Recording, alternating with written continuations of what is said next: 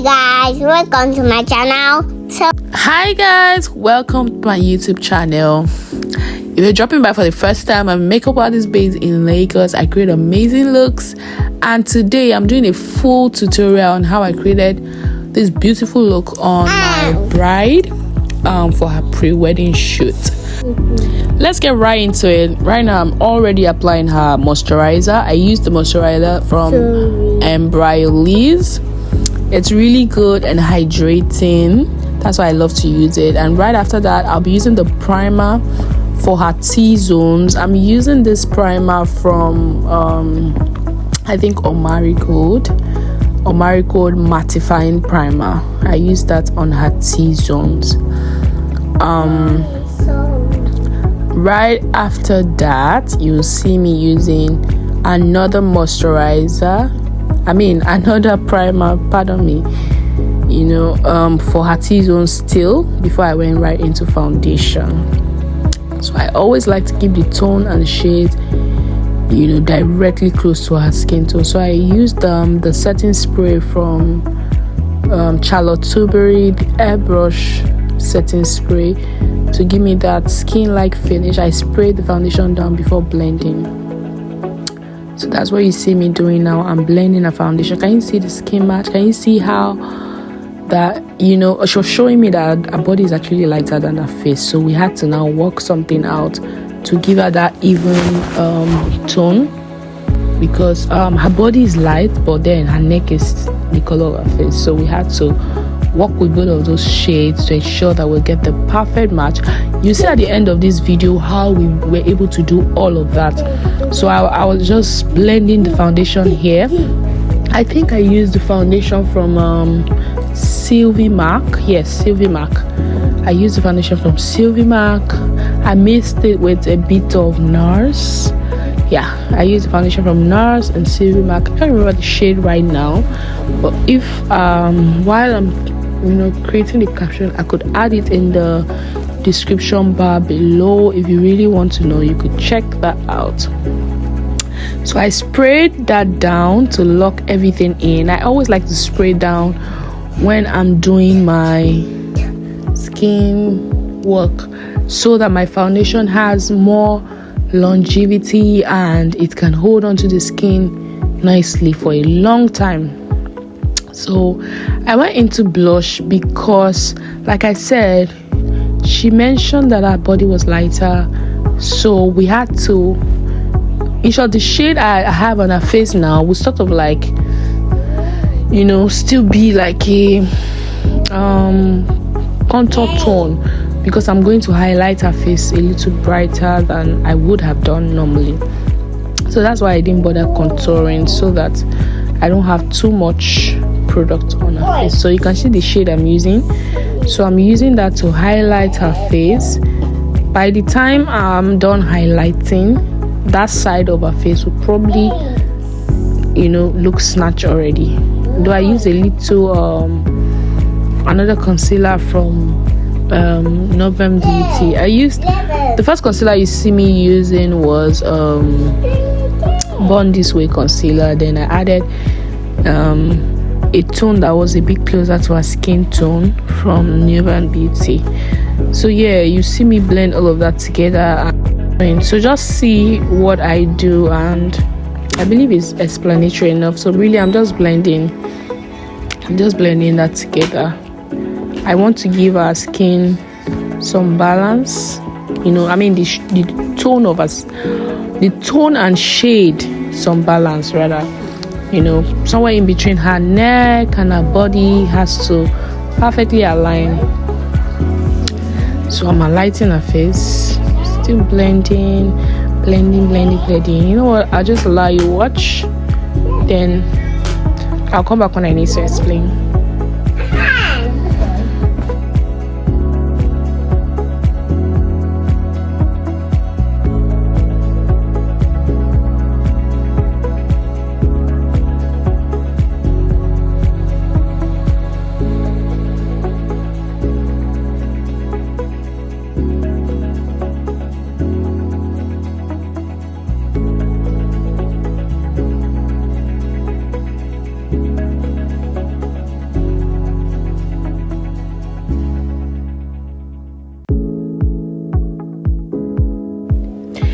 So you can see that I started blending out the outer part of our under eye before I blended the middle, because you want to first use that darker tone outside to blend into your blush and the other colors you have on your face before actually blending the brightest color. Because if you just start with the brightest color, you might end up mixing everything together. So I always love to blend my highlights from the darker shade into the lighter ones. That way I can build up what I'm trying to achieve. You can see that our face tone and everything is balancing out together perfectly, right? So I'm beginning to set. I'm using this setting powder from Merak Cosmetic, I think cinnamon, because I wanted to give her a bit of a bright under eye in the shade cinnamon. So I used a brush. I use setting powder. I use a beauty blender sometimes, but today I decided to use a dry brush. I just put it into my setting powder, dust away properly. You can see me doing that before taking it on the face. Don't just take setting powder with your brush and pack it onto the under eye. That way you're going to get a lot of lines and creases. But if you do this step according to the way I'm doing it, trust me, you're going to have a very, very flawless under eye look. Take some powder, dust away nicely, ensure that you have very little amount left on your powder. This takes patience. Your first 3 applications might look like nothing is happening, but you have to keep building it up until you see what you want, then you can stop. So don't be in a hurry to get your under eye dry. Start 1, 2, 3, 4, 5. You can see how many times I went. There's really no amount. Just keep going until you get what you want. The build up has to be really gradual. Once you're rushing it gets to get creasy and all of that. So mind you, it's trickish. So now I'm powdering the rest of her face.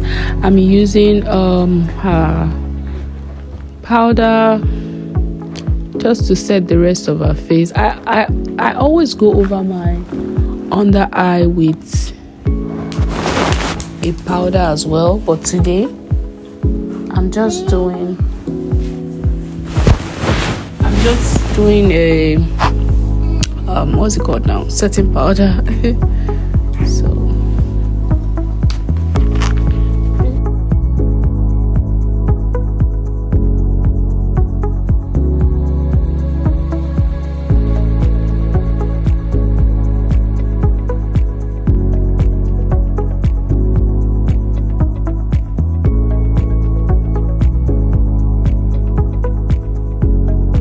So I'm applying her blush as well.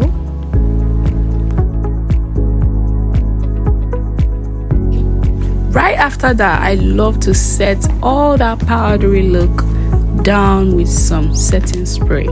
So for this video, I used the Morphe Continuous Setting Mist to set that down. Then I went over to set her under eye with powder, and then I jumped straight into eyeshadow. I did a black base because I was going for a dark look. So I'm using this eyeshadow palette from Annie's Beauty Meet the Browns to just create some smoky vibes before adding on my pigment. I really didn't even think I was going to use a pigment for this look because she was wearing a jeans and a white top first. I wanted something just matte and subtle, but then she said she doesn't mind using a pigment because she wanted her eyes to pop. So I had to do that eventually. So I'm just blending all of that together, putting the eyeshadow, mixing the browns to get the perfect blend that I want. So this takes a lot of patience and time. Okay, don't rush this process because it can make your look tacky. You can now start having harsh lines on your eyeshadow and that will look very unprofessional. So take your time, blend the shades together from the darkest to the lightest brown you have. Okay. All right.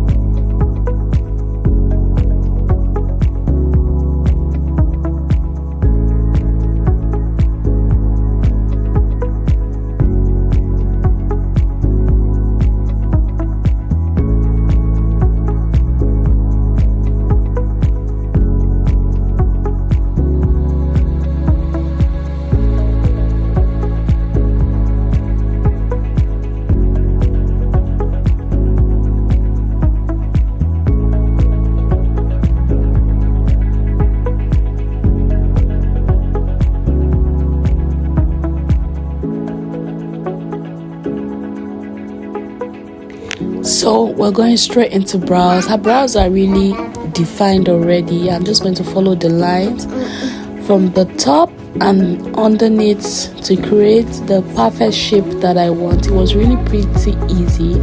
I think I used a gel liner from Aga and Esther Nubian, and I mixed it with a little bit of a darker gel because I wanted to get a deeper tone because my client was really dark skin and I didn't want just that dark sharp, but like I wanted her brows to pop.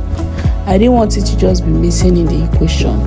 So I hope you get what I mean. So yeah, I'm doing the same thing on the other side to just get some definition. Like you can see, her brows are really full. You really don't have to do much.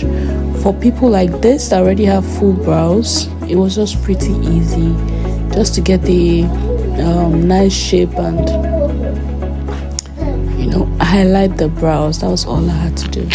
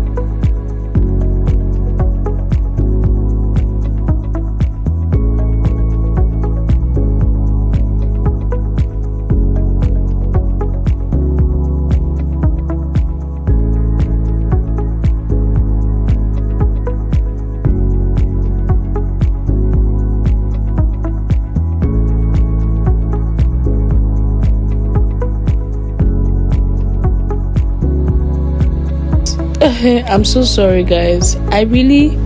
My assistant didn't record me concealing the brows and the mascara and all of that. I don't know why, but then I'm already doing her lips here and that's about it.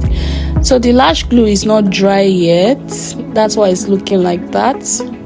Okay, I just placed it, give it a little more time to dry, then I'm going to press it all together. It wouldn't look like this after the end.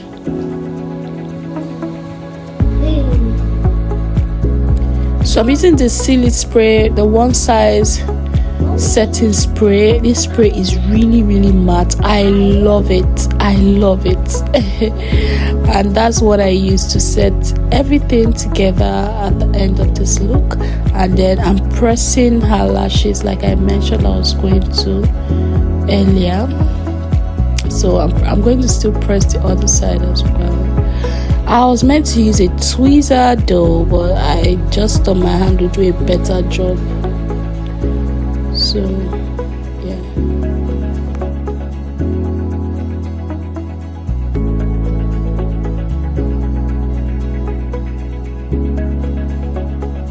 So that's the end of the tutorial. Please subscribe to my YouTube channel, give this video a thumbs up, and don't forget to drop a comment for me. Thank you. See you in my next video. Bye.